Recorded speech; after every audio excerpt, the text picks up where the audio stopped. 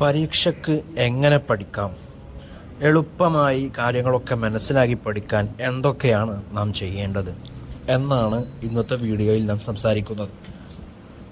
ആദ്യമായി തന്നെ നിങ്ങളോട് പറയാനുള്ളത്, പരീക്ഷ എന്നാൽ ഒരു വലിയ കാര്യമാണെന്ന് കരുതി അത് പരീക്ഷയാകുമ്പോഴേക്കും എക്സാം ആകുമ്പോഴേക്കും അതിൻ്റെ ടെൻഷനുമായി പേറി പരീക്ഷാ ഹാളിലേക്ക് പോയി പഠിച്ചതെല്ലാം മറന്നു പോകുക, അതല്ലെങ്കിൽ തെറ്റിപ്പോകുന്ന ആ ഒരവസ്ഥ ഉണ്ടാകരുത്. കാരണം പരീക്ഷ എന്നാൽ ഒരു വലിയ കാര്യമല്ല. ആർക്കും കഠിനാധ്വാനം ചെയ്താൽ എന്തും നേടിയെടുക്കാൻ കഴിയും. ഒരാൾക്ക് ഒരു ലക്ഷ്യം വെച്ച് പഠിക്കുക, അതനുസരിച്ച് പ്രവർത്തിക്കുക, അതിനുവേണ്ടി പ്രവർത്തിക്കുക, എന്നാൽ എത്തിപ്പിടിക്കാൻ കഴിയുന്നതേയുള്ളൂ ഈ ലോകത്തുള്ള എന്തും എന്ന് സാരം. എങ്ങനെ എക്സാമിന് വേണ്ടി പഠിക്കാമെന്നുള്ള ചില ടിപ്സുകളാണ് ഇന്നിവിടെ പറയുന്നത്. ആദ്യമായി ഒരു പദ്ധതി തയ്യാറാക്കുക എന്നുള്ളതാണ്. അതായത് ഓരോ വിഷയത്തിനും ഇത്ര സമയം, അതാണെങ്കിൽ നമുക്കിപ്പോൾ 10 വിഷയമുണ്ട്, അതല്ലെങ്കിൽ ഒരു 8 വിഷയമാണ് നമുക്കുള്ളതെങ്കിൽ ഓരോ വിഷയത്തിനും നമ്മളൊരു സമയം ചിലവഴിക്കുക.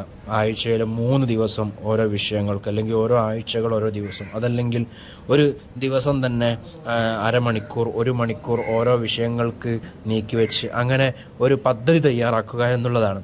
രണ്ടാമതായി ശ്രദ്ധാപൂർവം പഠിക്കുക എന്നുള്ളതാണ്. ഫോണ്, അതുപോലെ തന്നെ TV എന്നിവയൊക്കെ ഒഴിവാക്കി പഠനത്തിൽ മാത്രം ശ്രദ്ധിക്കുക. ഇത് TVയും ഫോണും എല്ലാം നമ്മുടെ മുന്നിലുണ്ടാകുമ്പോൾ നമ്മുടെ ശ്രദ്ധകൾ എപ്പോഴും മാറിപ്പോകാൻ സാധ്യതയുണ്ട്. ചിലപ്പോൾ നമ്മൾ കളിയുടെ ആളുകളാണെങ്കിൽ സ്പോർട്സ് ചാനൽ, അല്ലെങ്കിൽ കളികൾക്ക് ഒരുപാട് കാണാൻ, അല്ലെങ്കിൽ ഗെയിമിന് അതൊക്കെ നോക്കാൻ വേണ്ടി ചിലപ്പോൾ ഫോണോ TVയൊക്കെ ഓണാക്കി എന്ന് വെക്കാം. അതുകൊണ്ട് തന്നെ ശ്രദ്ധാപൂർവം പഠിക്കണം. നാം ഒരു തവണ ഒരു വിഷയം മാത്രം പഠിക്കുന്നതും ഇതുപോലെ നല്ലതാണ്. അപ്പോൾ നമ്മുടെ ശ്രദ്ധ വളരെ ശ്രദ്ധിച്ചുകൊണ്ട് തന്നെ ആയിരിക്കണം നാം പഠിക്കേണ്ടത്. മറ്റൊന്നുള്ളത് ചോദ്യങ്ങൾ ചോദിക്കുക എന്നുള്ളതാണ്. നിങ്ങൾക്ക് എന്തെങ്കിലും മനസ്സിലാകാത്തതുണ്ടെങ്കിൽ, പഠിക്കുന്ന സമയത്ത് എന്തെങ്കിലുമൊക്കെ മനസ്സിലാകാതെ വരുമ്പോൾ അത് അധ്യാപകരോടും അതല്ലെങ്കിൽ മറ്റ് വിദ്യാർത്ഥികളോടൊക്കെ ചോദിച്ച് പഠിക്കുന്നതും പഠനം എളുപ്പമാകാൻ ഏറ്റവും നല്ലതാണ്. അതുപോലെ തന്നെ പഠന രീതികൾ പരീക്ഷിക്കുക എന്നുള്ളതാണ്. അതായത് എന്താണ് നിങ്ങൾക്ക് ഏറ്റവും അനുയോജ്യമായ പഠന രീതി എന്ന് കണ്ടെത്തുക. അതായത് ചിലപ്പോൾ ചില ആളുകളൊക്കെ നാം കണ്ടിട്ടുണ്ട്, അവർക്ക് പാഠപുസ്തകത്തിൽ അടയാളപ്പെടുത്തി പഠിക്കുന്നതായിരിക്കും ഇഷ്ടമുണ്ടാവുക. മറ്റുള്ളവർക്ക് ശബ്ദം ഉറക്കെ വായിക്കുന്നതായിരിക്കും ഇഷ്ടപ്പെടുക. അങ്ങനെ ഓരോരുത്തർക്കും ഓരോ രീതികളായിരിക്കും.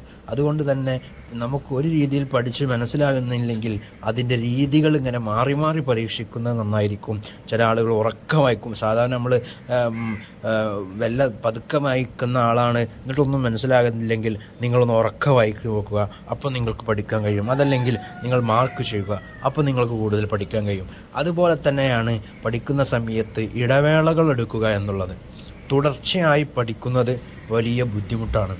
ശരാശരി ഒരു 30-45 മിനിറ്റ് ആകുമ്പോൾ ഒരു ചെറിയ ബ്രേക്ക് ഇടുന്നത്, ഇടവേളകൾ ഉണ്ടാകുന്നത് വളരെ നല്ലതാണ്.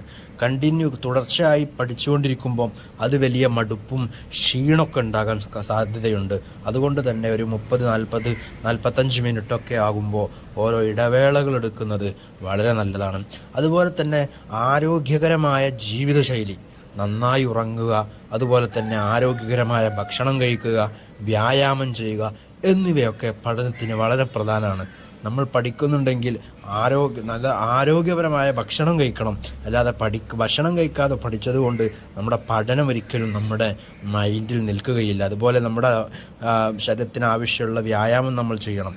അതുപോലെ തന്നെ പഴയ പേപ്പറുകൾ പരിശോധിക്കണം. മുൻപായി കഴിഞ്ഞുപോയ വർഷങ്ങളിലുള്ള പരീക്ഷാ പേപ്പറുകളൊക്കെ പരീക്ഷിച്ച് അത് നോക്കുമ്പോഴാണ് നമുക്ക് മനസ്സിലാകുക എവിടെയാണോ നാം കൂടുതൽ ശ്രദ്ധിക്കേണ്ടതെന്ന് മനസ്സിലാകും. അങ്ങനെ ആ വിഷയങ്ങൾ, ആ ഭാഗങ്ങൾ നന്നായി പഠിക്കാൻ വേണ്ടി ശ്രദ്ധിക്കുക. അതുപോലെ തന്നെ ഒരു സ്റ്റഡി ഗ്രൂപ്പ് ഉണ്ടാക്കി മറ്റുള്ളവരുമായി ചർച്ച ചെയ്യുന്നതും കൂടുതൽ പഠിക്കാൻ അത് രസകരമാവുകയും ചെയ്യും. ഒരുപാട് കാര്യങ്ങൾ നമുക്ക് പഠിക്കാനും കഴിയും. ഒരു സ്റ്റഡി ഗ്രൂപ്പ് ഉണ്ടാക്കിയാൽ ബാക്കി മറ്റുള്ളവർക്ക് അറിയുന്നത് ചിലപ്പോൾ നമുക്കറിയാത്തതുണ്ടാവും.